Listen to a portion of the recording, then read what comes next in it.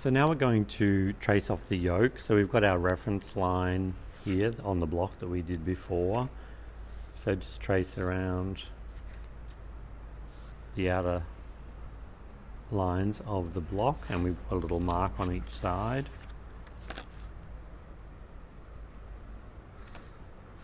And then we join that up. So now, remember before when we did our front, we drew around the block like this, but then we brought that seam allowance forward. Sorry, we brought that forward 2 centimeters. So now we have to make sure that on our back, so we'll put the shoulder seams together here, and then just draw a couple of centimeters, 5 centimeters or so, forward. And so this was the original shoulder line. So now we're going to bring it forward. So you can keep the original there as a reference point, but we're bringing it forward 2 centimeters because we have to make up for this amount here that we took off the front. On the sheet here, it's done as one whole piece, which is a great thing for when you're actually laying up fabric. Because of how I positioned this on the paper, we can't have that as a fold. Although maybe I'll cut it out and then trace it. Yeah. Oh yeah, good point. So this is our yoke, goes all the way across the back. Because we have to have 2 of these, so we've got the one on the outside and then the one on the inside, which is nice because it means that these seams they don't have to be overlocked. So you've got, just those nice finished seams, rubbing on your shoulders there. So the seam allowances are tucked inside. And it means by having one whole piece, because you have to cut 2, it's really annoying to have to cut 2 on the fold. So then, and yeah, it's a little bit of extra work, but I think it's really worth it.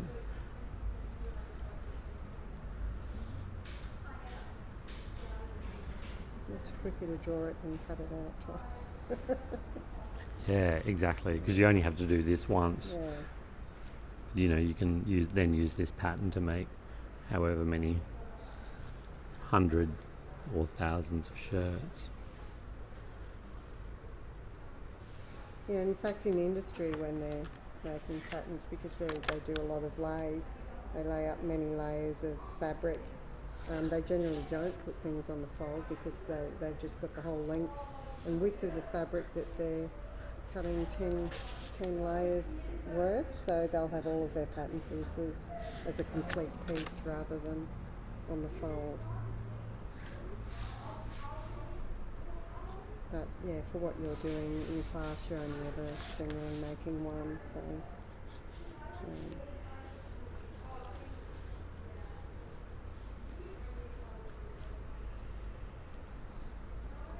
I could have, I suppose, added seam allowances on before I traced out the 2 pieces, but that's all right. I will survive. So notch our centre back. So seam allowances, all 1 centimetre seam allowances except for the neck, which are 0.6.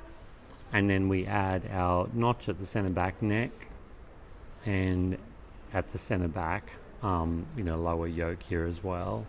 So, and what happens with yokes is that you'll hear lots of stories. You'll hear that that the grain line on the yoke goes across because it means that is the tougher fabric grain. But the thing is, you've got 2 layers there, so that doesn't matter anyway.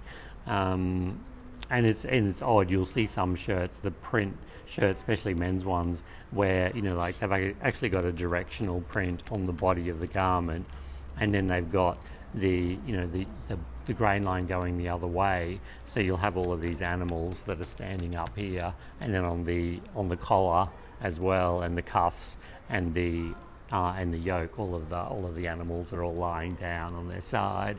I think in that instance, you would actually follow the centre back grain, but Stripes are a good example, aren't they? Because you can play with the Yeah, direction of the exactly. stripe. And it is nice. So like if you've got stripes going across on the bottom of the shirt and going across on the yoke, it does broaden the shoulders visually. So so that's some people are really adamant about that. But generally, yes, the reason that the grain line goes across on the yokes and the cuffs and the collar is because it saves fabric when you're laying up the fabric for production, because Yeah. you can fit those pieces in, to the gaps that are made between, the main body pieces. And I'm also just going to put in here my original shoulder line as well, which we know was 2 centimeters forward. And actually, because we've got that line, we're just going to pop in a notch, because when the sleeve sews into the armhole, the notch there on the shoulder will actually match up with that shoulder notch on the yoke. It won't match up there. Yeah, that's So, important, isn't it? yeah. To get that right. So yes, these are quite important, these shoulder notches here. And so this pattern piece will be cut one pair, and not on the fold, just cut one pair, because you've got the complete pattern piece here.